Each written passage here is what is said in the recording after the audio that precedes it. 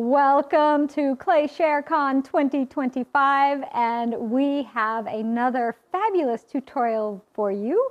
This one happens to be the Faceted Hexagon Cup tutorial. I've been giving these away all week long, and we have the wonderful, amazing, spectacular Alex from Alexandria Pottery Co. She's going to show you how to do it, but look, this is one of my favorite little things to do in the studio when I'm working. Get my rim rounders out, stack them up. I've got all, I think there's bigger one. I think there's maybe bigger ones by now, but I make myself a little fountain with it. So just, you gotta have fun, right? All right, we're gonna have a lot of fun because we're gonna go over and see how Alex is doing, and she is gonna make this awesome cup for us. Hey, Alex, how are you? Hi, okay. Hello from Wisconsin. It's only a little bit warmer here. I think we're at like 20 degrees. Heat waves. So we are so excited to be back. Thanks for having us. And we've got lots to do today. So I'm going to jump right in and get started. So we are going to do a faceted cup today. And if you don't know what that means, a facet is simply just kind of these flat portions, which gives a little more visual interest to the cup. So we're round at the top, and then we've got these flat sides here. So I'm going to actually have Scott switch the camera angle, and I'm going to show you a little bit more up front what we're going to do. Okay, so we are going to do two styles today, only because when you are leaving your clay blank and you've got this it's just no texture on it, there's a little bit of a different construction for that than there is for a highly textured cup. So I will show you how to do both today. In general, it's the same. There's just a little tweak with texture versus non-texture. I'm looking to start a fight in the comment section, so you guys can let me know which one do you prefer? I usually, we all love texture, and this is like texture. Clay ShareCon 2025 has been all about surface. It's surface. The year of surface. There's just something with this, with the no texture, that's just really beautiful. And then you can see the glaze breaking over the corners. So there's a time and a place for both of these. We've got all different sizes and shapes for you, but today we are going to focus on our larger size here. So just to give a little bit of context, traditionally when you're doing a faceted form, you are going to use a jig, a template that looks a little bit like this. And you've got your little notches cut out, and you would do a bevel cut, and then you would flip and score. And I would flip and score each individual one of these to create these flat sides. You can also use a knife cutter, a wire cutter, to cut away the clay to make those flat pieces. But I always have a little bit of trouble keeping those even, knowing when to start and when to stop. And if your clay isn't thick enough, you can go right through the pot with those wire cutters. So it can be a little treacherous, but people can do it and they do it well. So what I wanted to do was just come up with a way that was easier and would help us avoid doing 6 or 7 different seams individually, especially if you have issues with cracking at your seams. It can be really frustrating to put a lot of work into a form like that and then have cracking at those seams. So we are going to avoid all of that, no fuss. We're going to make it easy peasy and we're going to get rocking. Okay, so I've got my clay already prepared here. I have been rolling out my slabs. I typically, we assume that you are going to have a 1/4 inch slab when you're wrapping your slab around your jig. And that's what we formulate our cutters around, a 1/4 inch slab. So I have been going a little bit thinner than that. I've been trying to get my wares a little bit lighter. So I'm pushing it and I'm going thinner and thinner and thinner.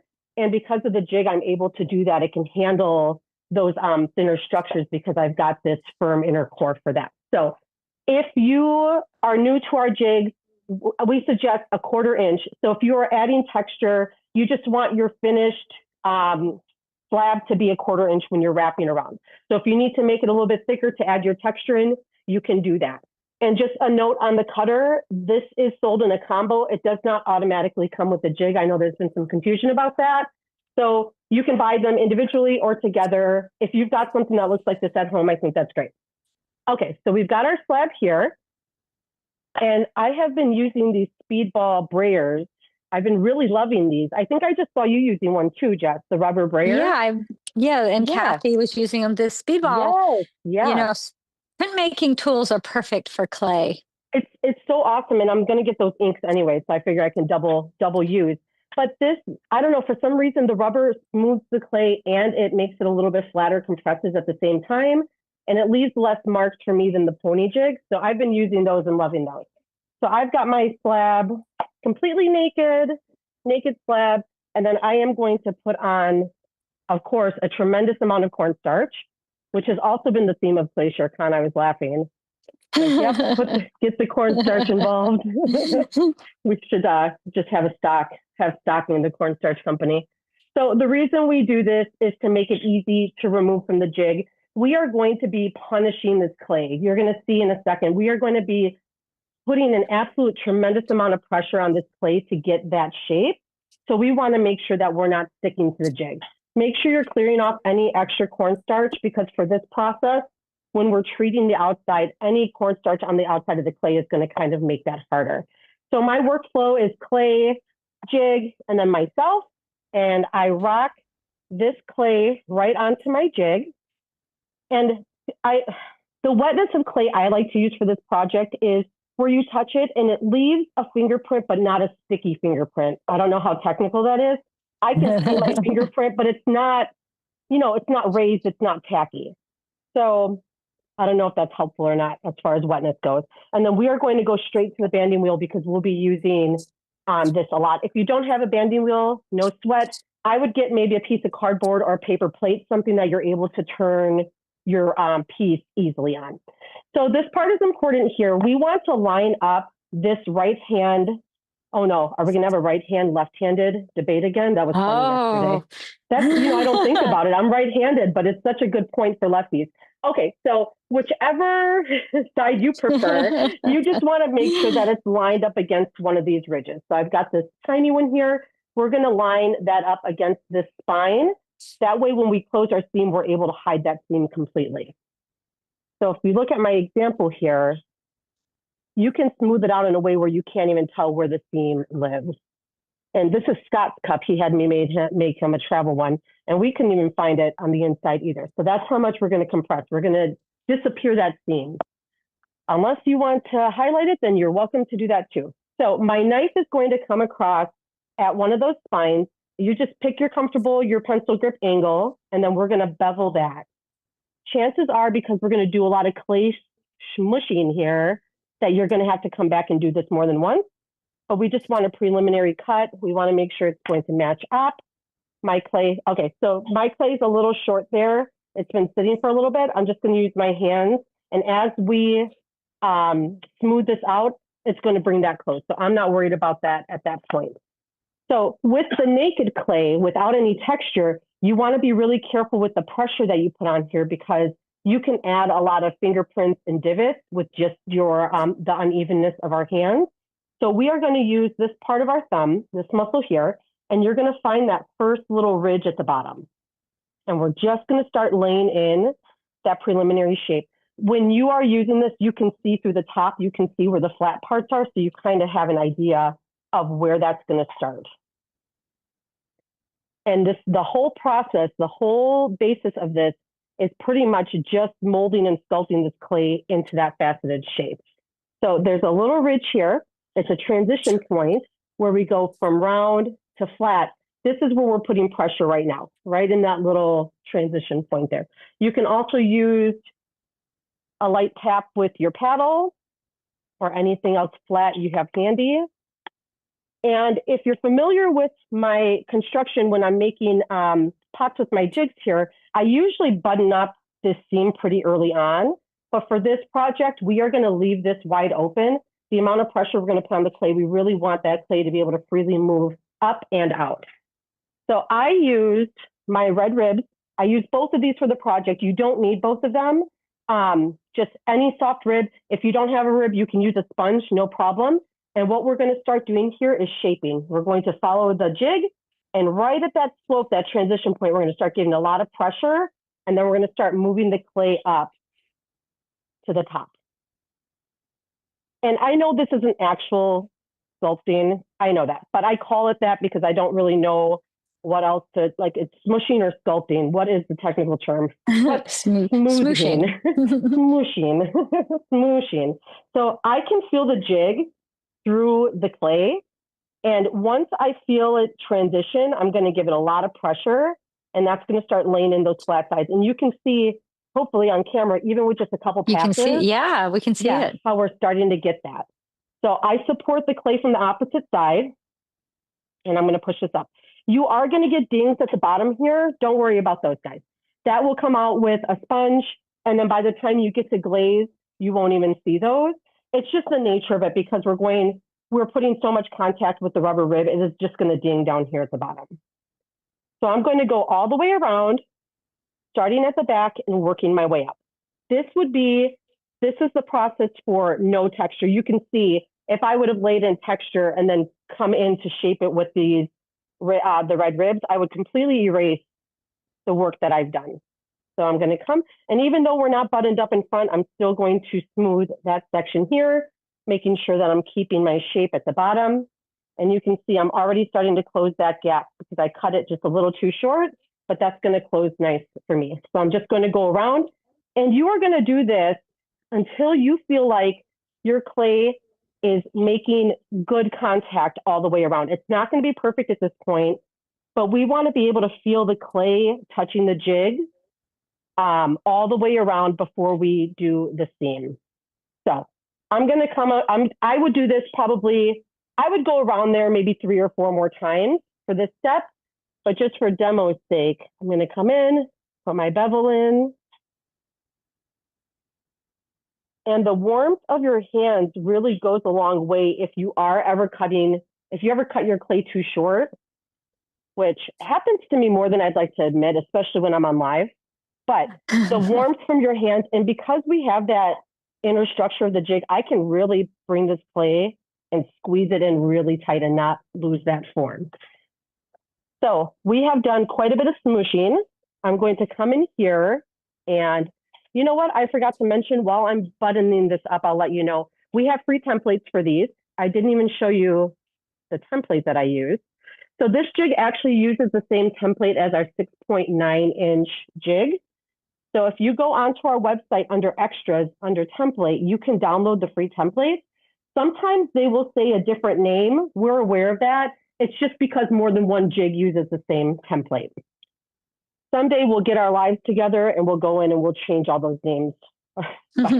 Not going to be today. Okay, so now I'm going to button up the seam. I'm going to lift it just a little bit. I'm going to squeeze out the slit, make sure I have enough pressure. And then we will come in and we will erase this. All right. So there's our seam there. I'm going to come in with the red rib. I'm just going to start compressing that and erasing what I did there. And then it's kind of the same deal. You just keep going in rotation all the way around. I'm going to do this quickly. This is a part of the process where honestly, you can take as much time as you want here. If you really want to thin your clay out, you really want those sides accentuated, you can do this over and over and over, and then come back and clean up. Let me show you how to get the top even, and then I'll show you how we can roll a little bit of texture in on this, and then we'll move to our textured piece. So here's my seam. I'm going to just notch out. I like to notch out a little U or a V. And then I'm going to support the clay from the outside and use the jig as my guide point. And as long as I leave my knife nice and flat, I'll get a nice even cut there, which is really nice. What I do on the bottom, I'll want to do on the top. Make sure this is nice and hugged. And come through. And you're always going to get a little bit more of a bump by your seam.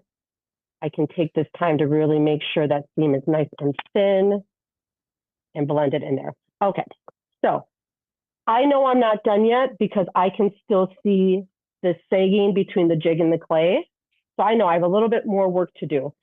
I also have this 1.5-inch roller that I like to use at this point too. So this will take away some of those dings from my fingers. And also this helps to get the clay nice and smooth against those sides. I'm always supporting from the opposite side because as we're putting pressure on the clay, it's going to want to displace somewhere. We want it to displace up so we can cut off the extra. We don't want it to displace sideways because that'll make your form a little saggy. And we want this to be really defined. If you're going to put all the effort into making these flat panels, you want to show them off. You want them to look nice and good. So I'll do that. I'll come through, squeeze the top with my hands, and then I would come through and cut and do that all over again. So you can work this. I'd say I'm about 3/4 of the way there. I would come through and do a little more work on my seam. But I do want to show you, Jess, I have one of your mini rollers. I gotta send you some mats. I've been meaning to. No, that's okay. After I found out that you were launching the platform, I know I totally fell off on responding. I saw our messages. No, that's okay. I'll get my hands on those mats anyhow. So what you can do here is you can use individual stamps, or you can come through and you can start rolling in. And I love the support, though. You can do. Isn't that great? Absolutely. It's so good. I just wanted to remind everybody that if they go to alexandriapotteryco.com, they can save 15% off now through the 26th of February with the code ClayCon25. So all caps, ClayCon25. Yes, so you can pick this up. Yeah.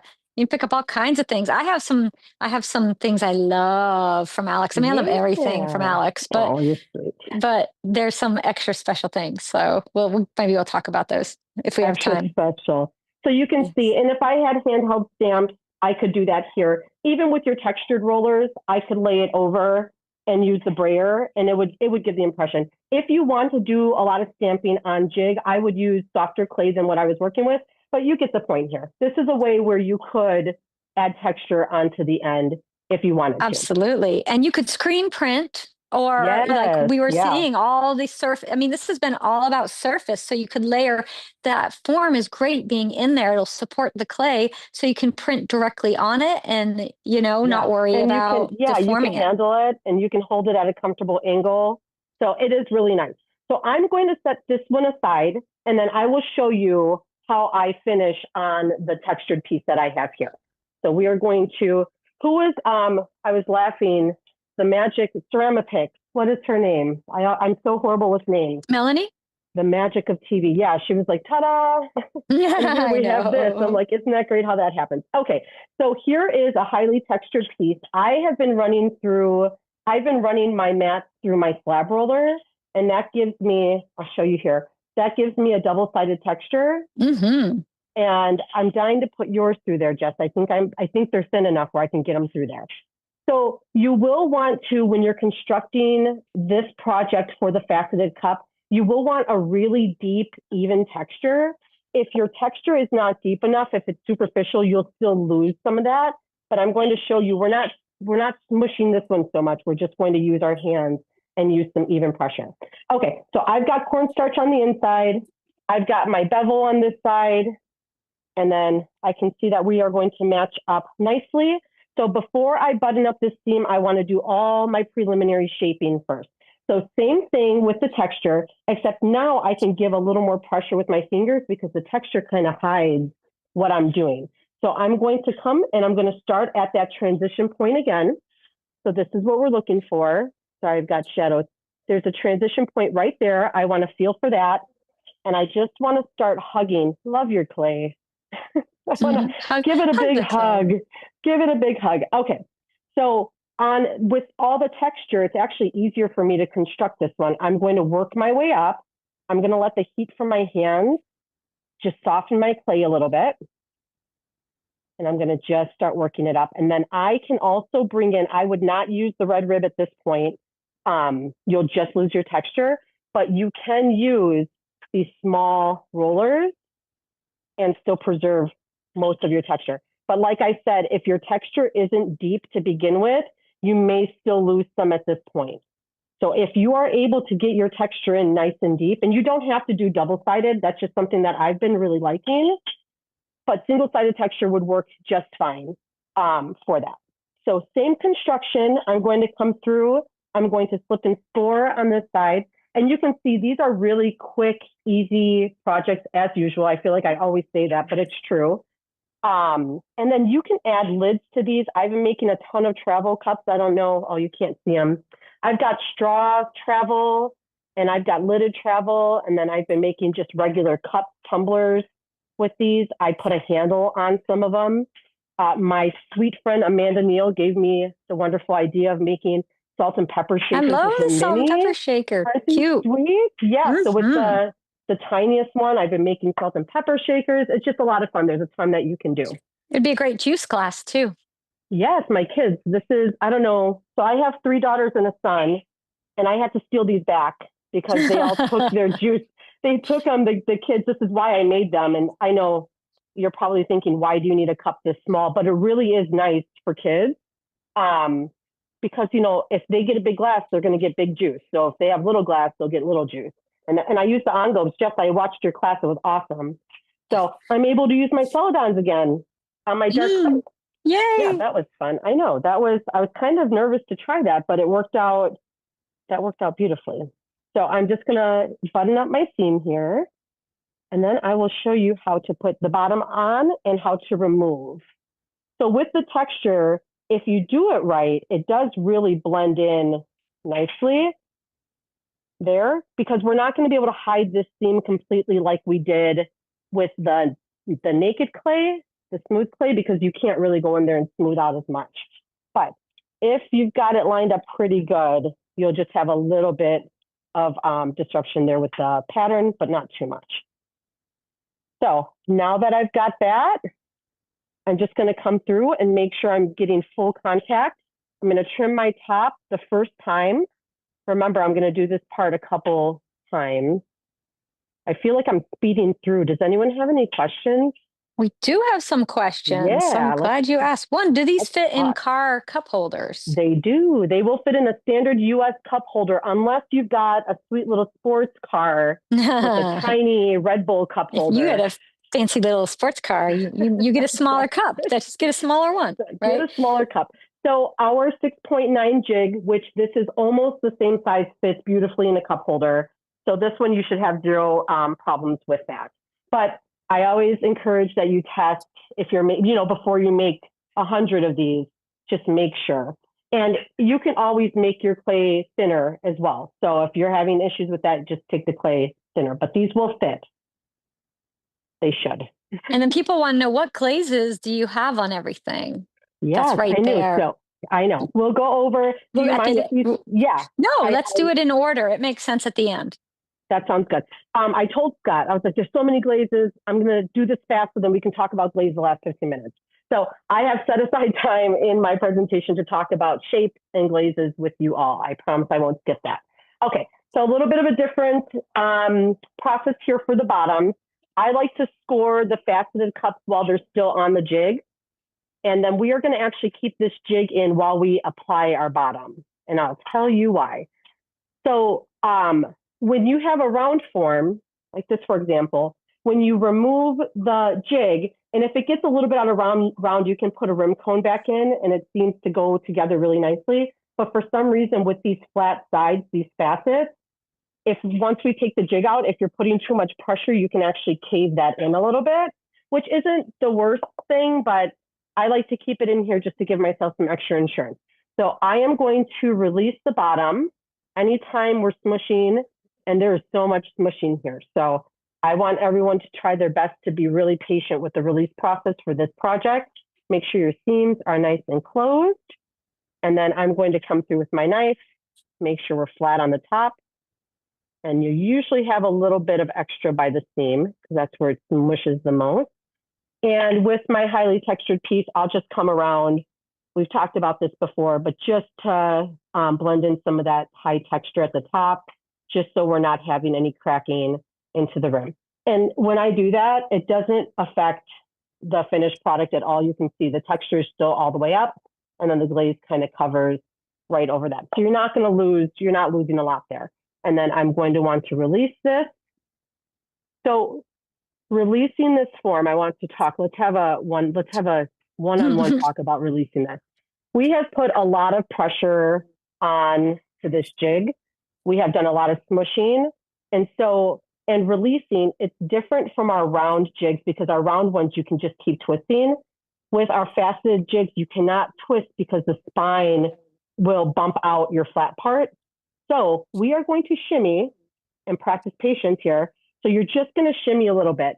And then when you feel it pop, I'm going to keep turning. I feel it coming loose. When you feel it pop, don't yank it out right away because your hand's right here. And if you pull this out, the pressure from your hand is going to cave in. I know I'm making this sound scary. I promise it's fun, not scary, but it's one of those things that I've been doing. And if I pull this out too fast, I end up deflating this a little bit. And I want to save you the heartache. So I felt that pop. If you are having issues with your jig releasing, my husband's been he doesn't yell at me. He's a very sweet man, but I have not been cleaning or wiping my jigs. I just kind of keep using them and using them. If you get too much clay buildup, it will affect the release.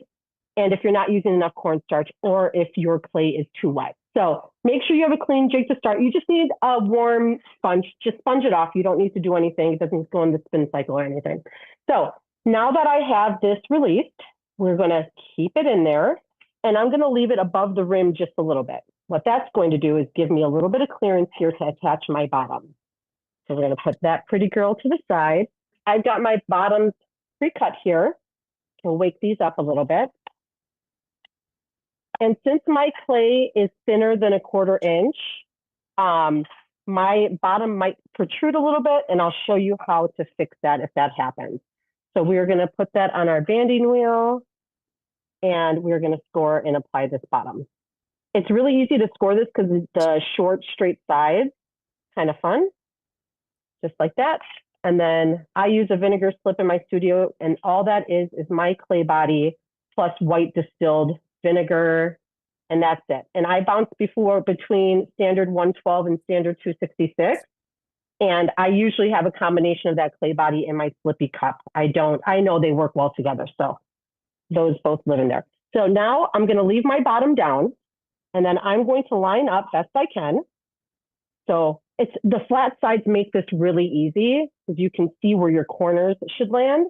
And then I'm pretty good there. If you need to make your adjustments, you can do that. Kind of tuck in what needs to be tucked, slide what needs to slide. And then I'm going to use the top. The jig is still in here, so I still have that form to give pressure. And I'm going to push downward, and you'll see a little slip. I don't know if you can see that little slip splooging out. And before I wrap this up, I'm going to grab my small anvil, and I'm going to fake my foot. And what that means, see here if I can find a good example. Where are all my popped in? Okay, so it's kind of hard to see. Hopefully my dark clay, it dips in the middle, and I do that just to elevate it a little bit off the table. Sorry, it's so dusty.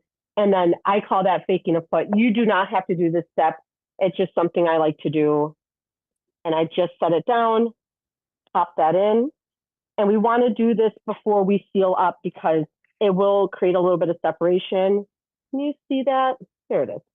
Yeah. Just pop it in, fake that foot. Okay, so I'm going to come around with my knife. And while I'm doing this, so I'm just going to make straight cuts. I'm going to cut off all the extra.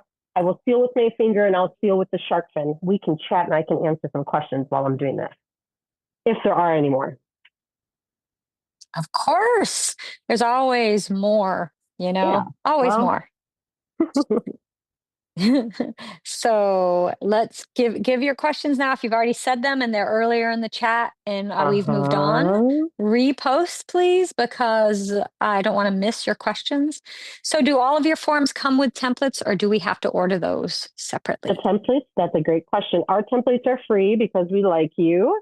And mostly they're free because they're not perfect. We do our best with the templates. What we hope is that you will take our paper template, because it comes like this.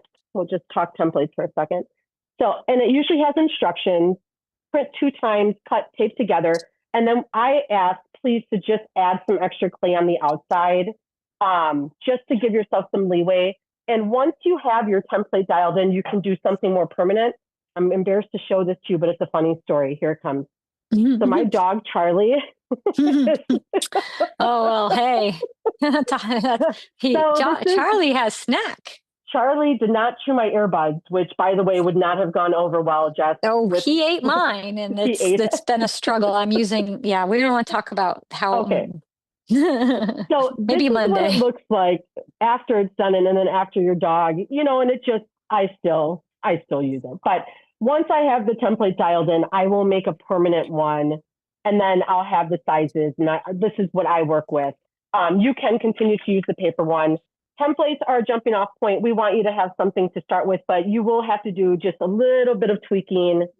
Sorry, we're not better on that front, but they are free. Getting in the ballpark is pretty nice. In the ballpark, absolutely. And they're free. So we've got they're free. them. You can't complain about free, although you'd be surprised. Well, another no, question. What size rim cone would someone want if they are going to make the regular 4-inch mugs?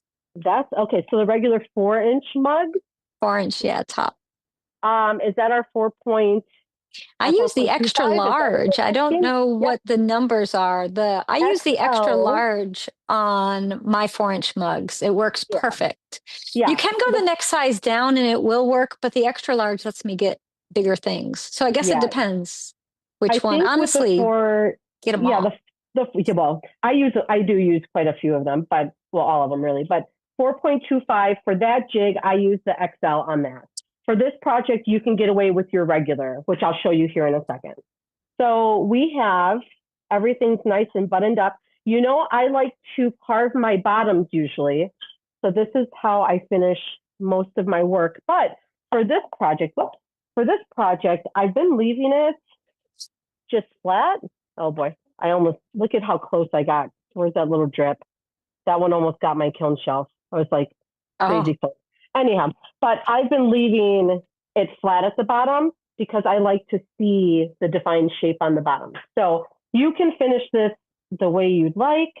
This is how it would look. I would just take a sponge to this, but you can do anything with your bottom that you want. But it is really fun, that effect, to see all those different points there. Okay, so let's go overhead quickly. I'm going to show you how to finish the seams, and then we are done. We can hang out and talk about glaze. Okay, so I'm going to stand up here. Now we've already released this form, so it should not be hard, but I still want to be gentle, wiggling just a little bit until I feel it come loose. And there, can you see that? Oh, it's so pretty. Let's see. Oh, yeah. And so there was a question about the cornstarch inside. Do you ever have any issues with the cornstarch leaving behind a texture of its own? That's a great question. I have not had any issues with my cornstarch.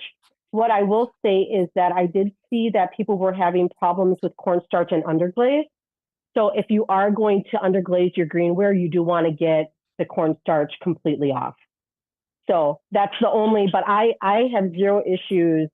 And my kiln, oh my gosh, my local shop owner just came and he actually did my coils for my kiln. And it's the first time I've replaced them in how long? 5 years. It's like, how are these still hanging on? I was like, I don't know. I was just going until it was still firing fine. But then I got scared. I started getting nervous. I was like, I should probably just switch these out soon before, because I felt like I kept pushing it. But the cornstarch had no negative issue in my kiln either. So my work and my kiln are safe with the cornstarch. Baby powder will not work the same. We just had an issue. Somewhere in, I believe, France, someone has clay stuck on a jig somewhere. I've got to help them. But cornstarch really, I found, it's so easy. You know, it's really just, it's easy to get, and it's easy. We'll switch camera here. Yep, head on. It's easy to get, and it doesn't do any damage to the wares or to the kiln. So I feel like, and it's cheap, like $2. There we go. Hi. Okay, can you see me, Jess? I don't, but I'm not on the Kevin's the one that has. Kevin. I don't have the real proper camera. I get a black screen. We're working on it. That's all right. We're going to come back. We'll get you back. So last year, I just want to remind folks, Alex came and did a demo with us on last year's Clay Share Con. It was making a one-piece travel mug with the hand building jig. And I think people are really interested in the half top you had. Oh, yeah. Yeah. Yep. On that one, you did that in last year's Clay Share Con. So folks, go watch that, because you can still watch all of last year's Clay Share Con. And we did our summer tumblers. That's right. We did the summer tumblers, which had the straw. That's right. And we had 2 different styles for that. That's for the summer tumbler. Yeah. I love the summer tumblers. I don't know if you can see that drip. It's just like really iridescent. It's so pretty. I don't know if it's coming up. It's so pretty. Yeah, we're Oh, losing the sorry. Okay. connection. We'll Oh work on no, getting it back up. we'll get our connection back up. Okay. So summer tumblers class and the one piece travel mug. I show you how to do these tops. It's so easy. It doesn't take long. And then this guy has been fun. You just I use my anvil to pop in that little curve there, and then it keeps your straw. You're not chasing your straw around. Now the question was, how many ounces does that large cup hold? Ounces. This is like, I knew the SATs. I was like, I'm going to have to know this. 16, 16 for Okay. the big one. I'm going to go in order. 16, 14, 12, 10, and 4. Okay, I've got it. It's on our website too. I actually put an infographic up. When you go to the tapered jig section, one of the main pictures there will tell you exactly how many. But the big one is approximately 16. And then our tiniest one is 4 ounces. And then in between, 16 ounces. That's plenty. That's plenty. And then you put 16 the ice ounces in is there. quite a bit. That should be It is good. quite a bit. Yeah, yeah. It's a big. So I mean, I'm pretty average. I'm 5'4". So it's a pretty good size cup. I would call that the tumbler. So yeah. Do you want to talk glazes? People had questions. Yeah, people want to see it. They also want to know, are you going to be at the Fired Arts Expo We will be at in Fired Arts. Waukesha? Yes, that is the plan. That is the plan. And I'm thinking maybe we'll do our salt shakers there. I'm trying to, I like to think in advance what project we're going to do. These have been so much fun. My sweet friend Amanda, she came and she saw this and she said, make a salt and pepper shaker. And I was like, how did you see that? She saw it right away. I think Love it. Paula McCoy was saying like how nice it is to have clay community and everyone has different ideas and then you can play off of each other's ideas. And yeah, that was a great idea and I did it and I love it. So that's the salt and pepper shaker. Okay, let me tell you glaze here. So I use a combo of Mako Amico. We'll start. I've got like a whole collection here. This is chai gloss. I don't know if you can, how's the connection, Jess? Is it any better? It's laggy. Maybe Yeah, let's it's go very over. laggy. Wait, oh, it just clicked on. It just clicked on. Yes. Yes. Okay. Don't move. Don't breathe. Don't It's move. good. Don't do anything. Don't move. Just keep it there. freeze. Okay, so I've got Everybody. chai gloss. Everybody The sheet. just hold it. Oh, God. Everyone hold your breath. The chinos are so good for texture. I love that. So that's what I've got on the inside. Mm-hmm. And then on the outside, I had a glaze mistake, but it turned out very nice. I really love it. I did white opal because that's what I use on my speckled buff, my speckled tan. And this was my dark clay. So I did the white opal on here and it turned out this really pretty blue, but that was an oops, but I'm happy for that. And then this is I believe our medium size or our regular size. And then I put a handle on it. So this is still the faceted shape. You've got all 6 sides and then I put a nice big handle on there. And then this is birch on the 266 and birch here at the bottom on the 112. So you can see the difference. Mako birch. This is one of my favorites. I use this glaze all the time because I love the effect. And then I believe I have Mako Norse blue on the top of that one. This one I put Norse blue under. That must be chai. That must be the chai under there. This is a combination, and then just straight really Norse pretty. blue on the inside. Thank you. And then this is a fan favorite. I love this combo: oolong gloss with light flux, Mako light flux over the top, and it makes it really yummy at the rim. It does. It's gorgeous. That's just oolong gloss pretty. and Mako light flux. Just that's it. Wow. Yeah. Caramel I'm writing that down. drip. I'm taking a note. Yeah, so pretty. What texture did you use on your salt and pepper shakers?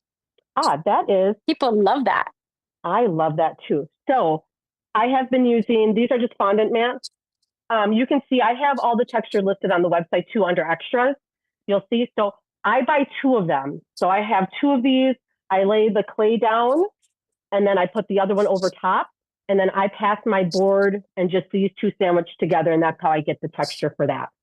And it's the same one that we did today.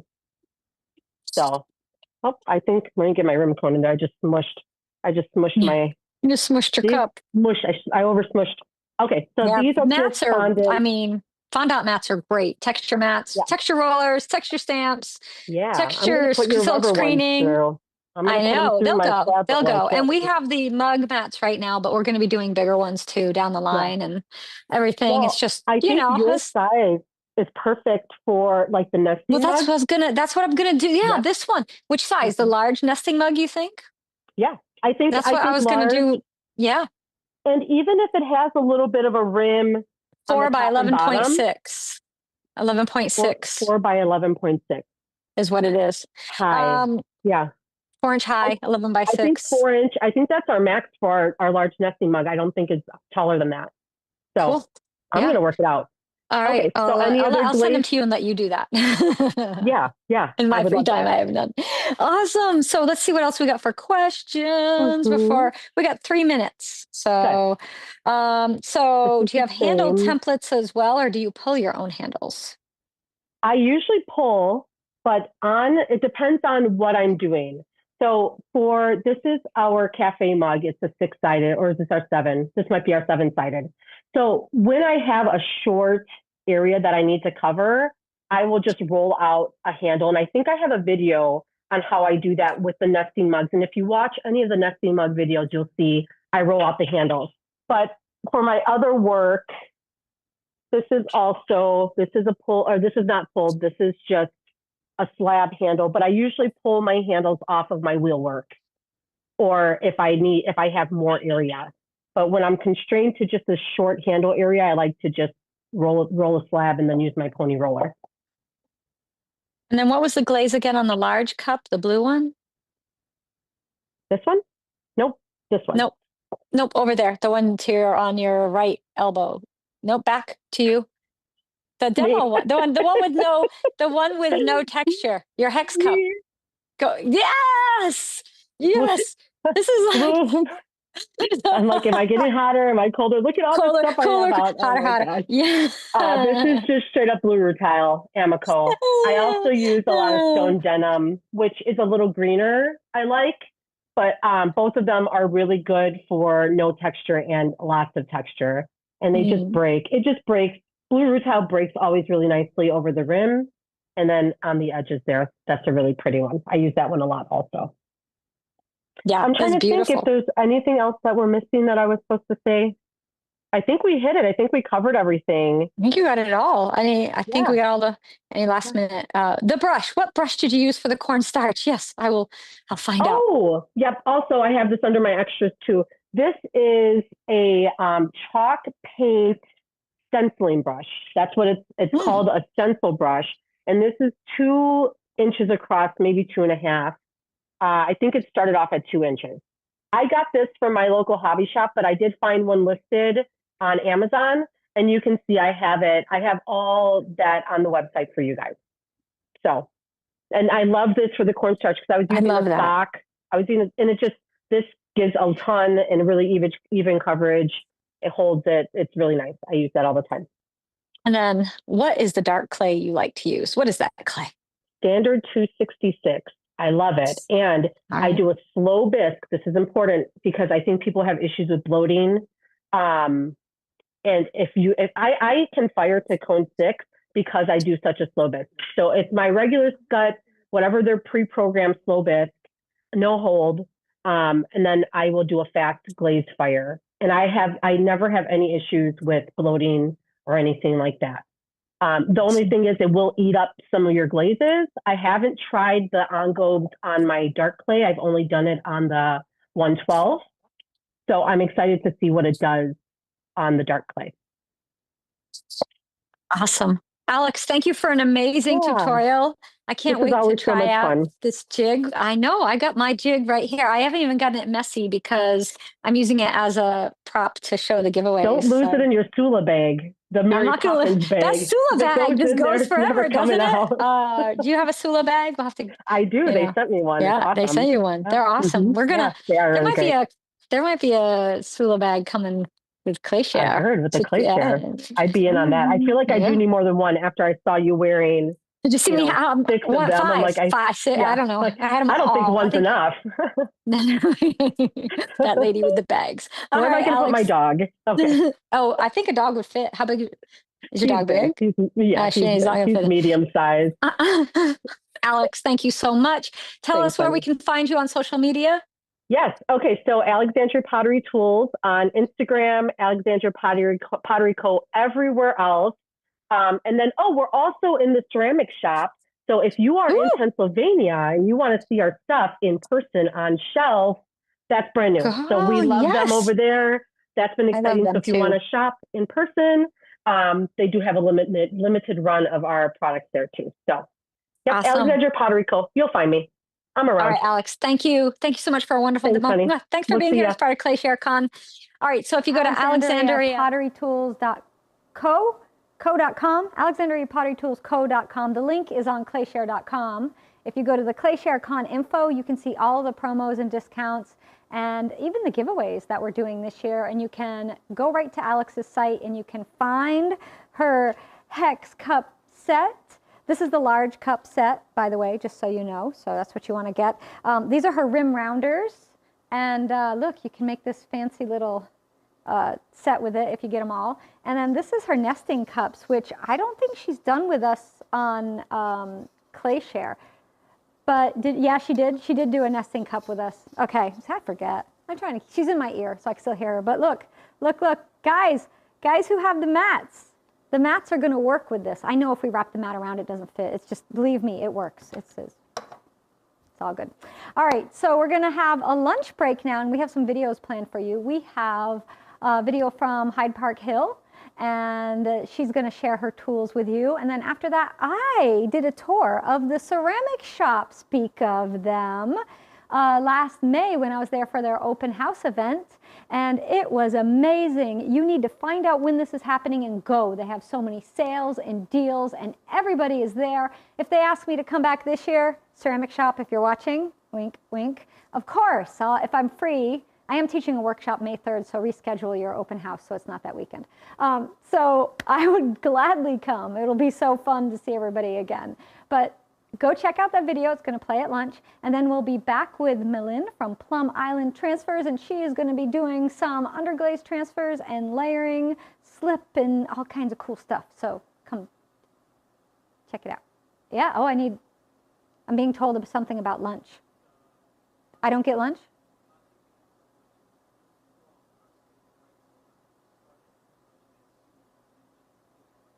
Okay. Okay, I don't get to have lunch today, apparently. They've decided I'm not allowed to eat. No, that's not what it was. We're going to start the lunch break broadcast right now because it's a little longer than what we have scheduled for our lunch break time if we started it right at noon. So we're going to start it right now. Like, we're going to click off this and click right back on. And then we'll be back at 12:30 with Plum Island Transfers. See you then.